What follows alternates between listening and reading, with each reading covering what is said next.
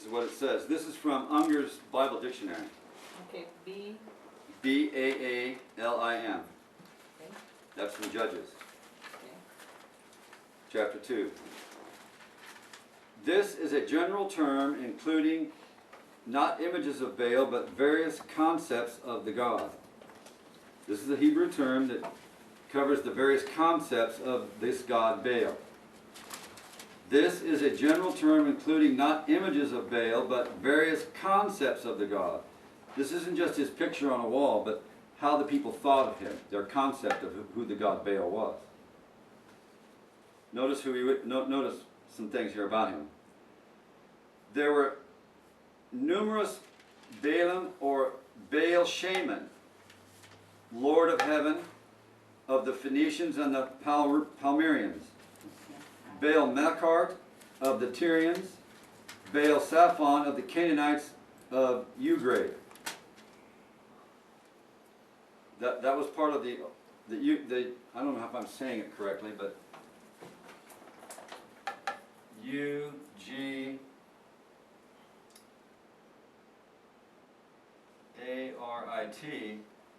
These were the descendants of Abraham's descendants. These were up in this vicinity in Mesopotamia is where some of the descendants of Eber had settled, and Abraham and Terah, his father, were from these peoples up in this territory. So this Baal worship goes back a long ways, and it's this Baal worship that Abraham has been called out of to go to a land that he knows not, to look for a city whose builder and maker is God. And in Galatians it says, if you're Christ, then you're Abraham's seed and heir according to the promise. So God's been on this journey with the people of God a long, long time. And he's trying to get us home. Notice what this says. There is a distinction too between the Balaam as Baal Bereth and the distinction of Balaam as Baal Peor. So the Balaam in Judges has a direct relationship with Balaam in Numbers by the doctrine of Balaam, because it was at the sin of Baal Peor that they had caused the children of Israel to sin, because they couldn't curse Israel, because there was no unrighteousness found in Israel until they committed fornication with the daughters of Moab under the doctrine of Balaam. So what this tells us is that from the time that the children of Israel committed whoredoms at Baal Peor, and John is shown in the island of Patmos in the year 100 AD, the third church, the Pergamos church, the church of compromise, that they're teaching the same doctrine of Balaam that had caused the problem to begin with back in the time of the Judges. These stories are one progressive movement forward in history, where God is calling a people to righteousness. And like the Great Controversy says, let me read it again. Let me read it again. The principles of God's dealing with men are ever the same. The important movements of the present have their parallel in those of the past. And the experiences of the church in former ages has lessons of great value for our own time. When we read these things in the spirit of prophecy, unless we're familiar with Bible truth and Bible history, we're left on a page in the writings of Ellen White that we don't understand. There's a little irony in the fact that unless we understand Bible history as we should, we really don't understand what the words of Ellen White are saying to us when we read them on the pages that we have. Because we don't know the history, we don't know what she's telling us. Does that make sense? Yes. So now we know something about we just described this one in Judges chapter 2, Baalim, okay? And we know he is represented by this god of Baal Peor, which we know is from the story of Numbers, chapter 22 through chapter 24. And this is with Balaam. And Balaam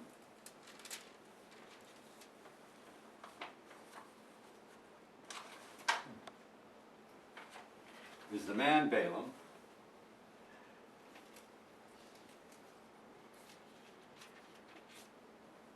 And I can't prove this, but I believe that because he was an apostate, that we know that Balaam was at one time a prophet of God, but I believe this name reflects his apostasy.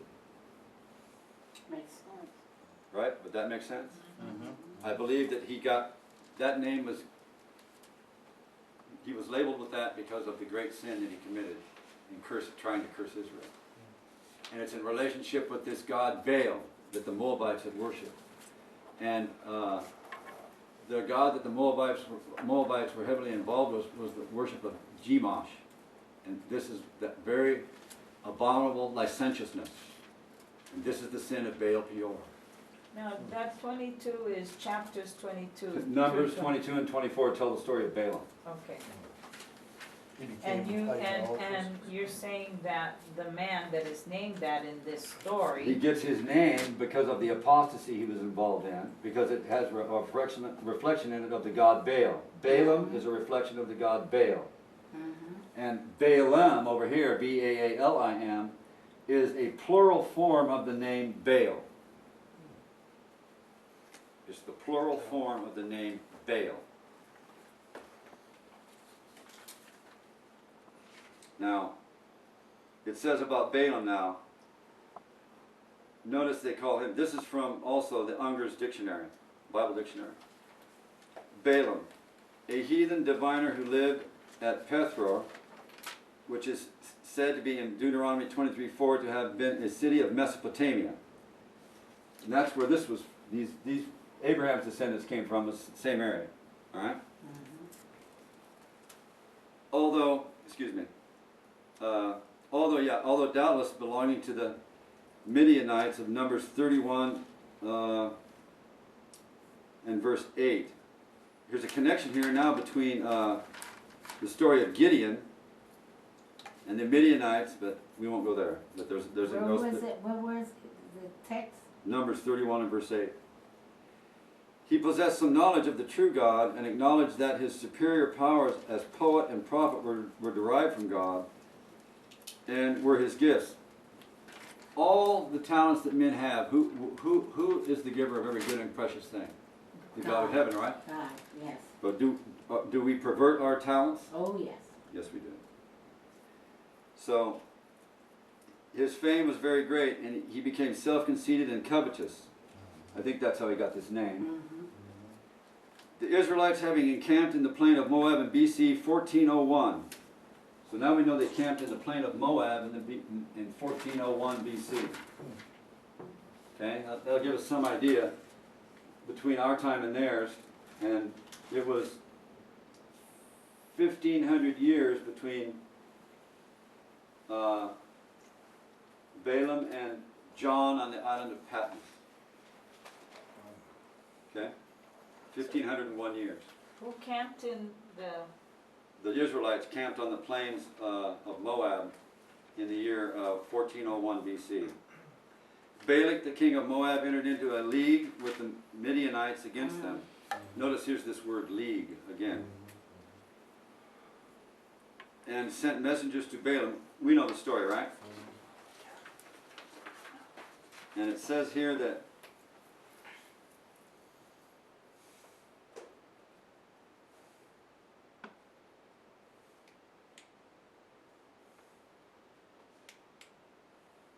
Balaam's utterances were overruled by God, so that instead of cursing, there were blessings and magnificent prophecies reaching forward until they told of a star rising out of Jacob. Now the star that rises out of Jacob we know is Christ, right? And ultimately where we see the triumph of this star is on the Sea of Glass. Go to Revelation chapter 14.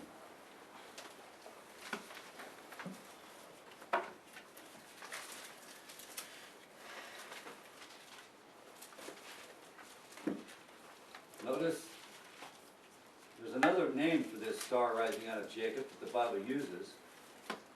And we're going to go to, chapter 15 and verse 2. And I saw, as it were, a sea of glass mingled with fire. And then it had gotten the victory over the beast and over his image and over his name, having the number, and over the number of his name, standing on the sea of glass, having the harps of God. And in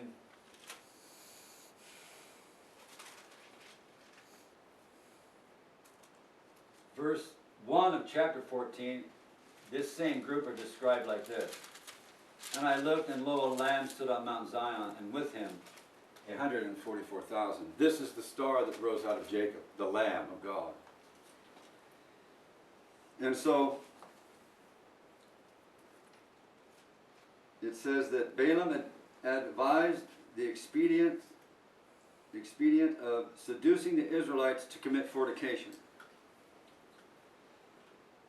So one of the links between heathenism and paganism and its joining the church is through fornication.